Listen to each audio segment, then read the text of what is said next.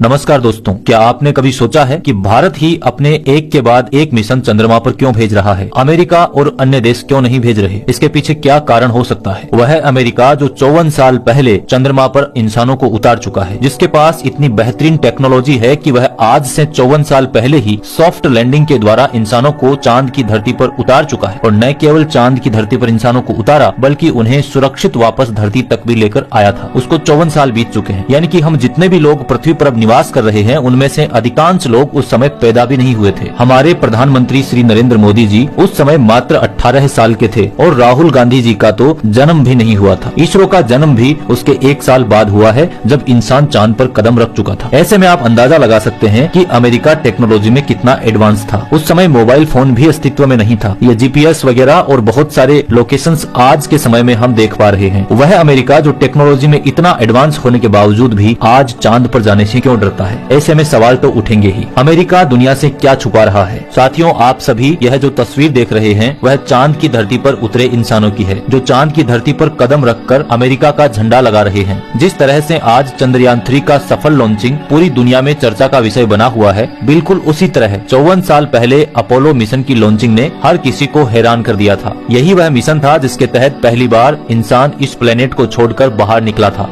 Apollo 11 mission में commander Neil Armstrong, commandant module pilot Collins और lunar module pilot Buzz Aldrin शामिल थे। Adventure सफर की शुरुआत में तो सभी बहुत ही ज्यादा एक्साइटेड थे, लेकिन चांद पर कदम रखने से मात्र चंद मिनट पहले उनके साथ कुछ ऐसा हुआ कि धरती पर मौजूद नासा मिशन कंट्रोल के सभी एक्सपर्ट्स सकते में आ गए। यहाँ तक कि इन एस्ट्रोनॉट्स को भी यह लगने लगा था कि वे पृथ्वी पर कभी नहीं लौट पाएंगे। तो आखिर ऐसा क्या हुआ था उनके साथ? चांद की सतह पर उन्हें क्या क्या मुसीबतों का सामना करना पड़ा और कैसे उम्मीद खो देने के बाद भी ये धरती पर सही सलामत वापस आ सके? 16 जुलाई 1969 का दिन था। एक विशालकाय रॉकेट अपोलो 11 को आसमान में उड़ाने के लिए बिल्कुल तैयार खड़ा था। एस्ट्रोनॉट्स भी अपनी तैयारियां पूरी कर चुके थे। पूरी साइंटिस्ट टीम भी बहुत ही ज्यादा एक्साइटेड थी। लॉन्चिंग प्लेस में काफी भीड़भाड़ थी। मिशन की लॉन्चिंग को 10 लाख लोगों ने समुद्र के किनारे और राजमार्गों से देखा था।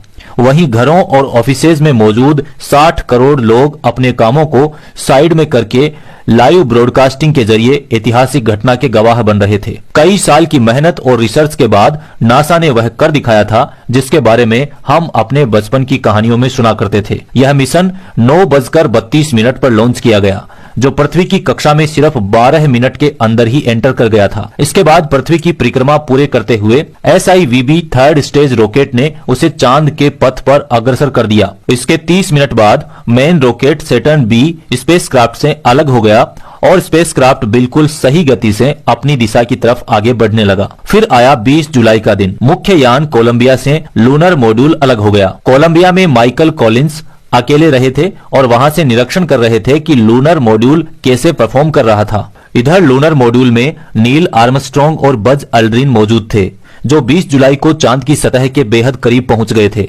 तीनों एस्ट्रोनॉट्स 4 दिन के सफर के बाद अपनी दुनिया से निकलकर चांद की इस दुनिया में बहुत उत्साह महसूस कर रहे थे। जब सबको लग ही रहा था कि हर चीज प्लान के मुताबिक चल रही है, तभी तीनों एस्ट्रोनॉट्स को पता चला कि ईगल निर्धारित समय से 4 सेकंड आगे चल रहा है।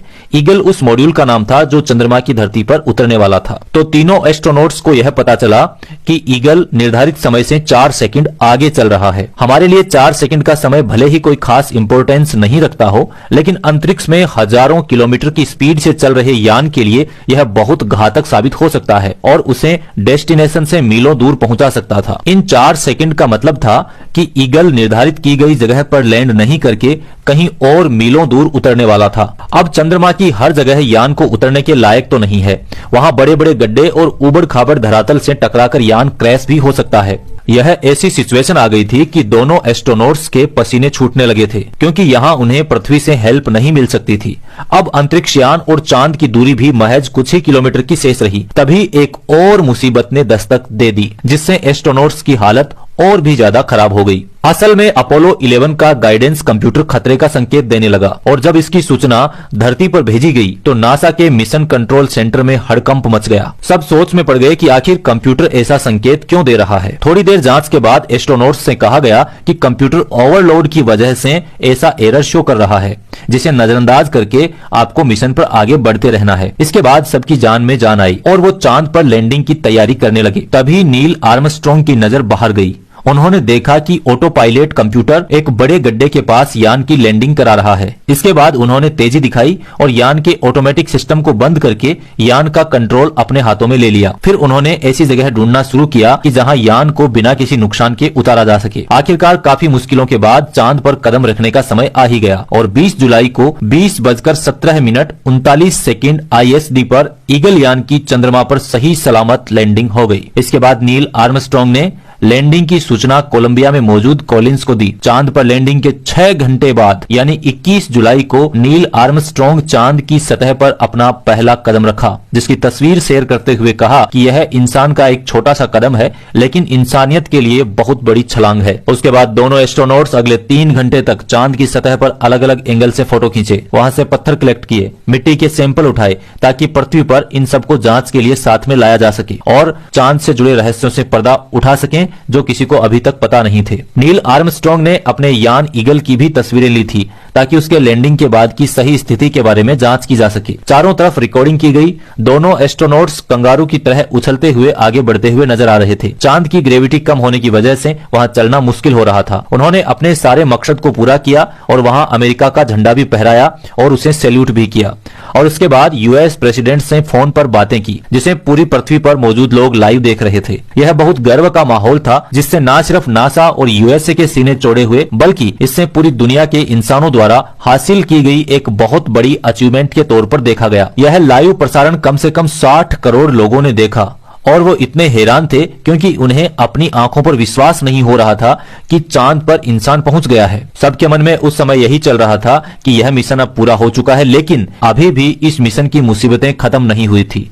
झंडा फहराकर एस्ट्रोनॉट्स जैसे ही मुड़े, उनके सामने कुछ ऐसा हुआ जिससे उनको लगने लगा कि अब वे चांद पर ही फंस चुके हैं और धरती पर कभी नहीं लौट पाएंगे। असल में कम ग्रेविटी की वजह से अंतरिक्ष यान की फ्यूल पाइप पर प्रेशर बहुत ज्यादा बढ़ चुका था और फ्यूल बहुत ज्यादा ठंडा होकर बर्फ का रूप ले रहा था। फ्यूल पाइप का प्रेशर इतना बढ़ चुका था कि अंतरिक्ष यान कभी भी ब्लास्ट कर सकता था। यह ऐसी स्थिति थी जिससे एस्ट्रोनॉट्स की सांसें समझो रुक सी गई थी। लेकिन एस्ट्रोनॉट्स अपने मकसद में लगे रहे और चांद पर सैंपल वगैरह कलेक्ट करने के लिए घूमते रहे। करीब 2.5 घंटे घूमने के बाद उन्होंने देखा कि अंतरिक्ष यान के पाइप का प्रेशर कम होने लगा है और बर्फ भी पिघलनी शुरू हो चुकी है। इससे उन्हें सुकून महसूस हुआ, लेकिन उनकी यह खुशी भी ज्यादा देर तक नहीं टिक सकी। दरअसल अंतरिक्ष यान के दाहिनी ओर लगा एक स्विच टूटकर नीचे गिर गया था, जिसकी वजह से शॉर्ट सर्किट होकर उस भाग का पावर बंद हो गया था। काफी देर ढूंढने के बाद एल्ड्रिन के हाथों वह स्विच तो लग गया, लेकिन उसे ठीक करना बेहद चैलेंज भरा कार्य था। खैर, जैसे तैसे करके उन्होंने उसे ठीक किया और पृथ्वी पर वापस लौटने के सफर की शुरुआत की। इसके अगले 4 दिन बाद यानी कि 24 जुलाई को अपोलो पृथ्वी पर लौट आया। उसके स्वागत के लिए यूएस प्रेसिडेंट खुद गए थे और एस्ट्रोनॉट्स के सम्मान में पार्टी भी रखी गई थी, जिसमें कई देशों के पावरफुल लोगों को इनवाइट किया गया था। तीनों एस्ट्रोनॉट्स ने कई देशों की यात्रा भी की, जहां से उन्हें बहुत प्यार और सम्मान मिला। रातों रात ये एस्ट्रोनॉट्स अब सेलिब्रिटी बन गए थे। तो यह थी चांद पर इंसानों के पहले कदम की अनोखी कहानी। लेकिन हमारा प्रश्न तो यह था कि इतनी सारी टेक्नोलॉजी होने के बावजूद 54 साल पहले इस तरीके से चांद पर इंसानों को भेजकर सुरक्षित वापस पृथ्वी पर ले आने वाला अमेरिका इतने वर्षों तक वापस चांद पर क्यों नहीं गया? इस गुत्थी को सुलझाएंगे अगले वीडियो में, इसलिए चैनल पर बने रहें। चैनल को सब्सक्राइब करके बेल आइकन को जरूर हिट कर दीजिए। अगले वीडियो में हम यह समझेंगे कि आखिर इतने वर्षों के बाद भी चांद पर अमेरिका जाने से क्यों डरता है।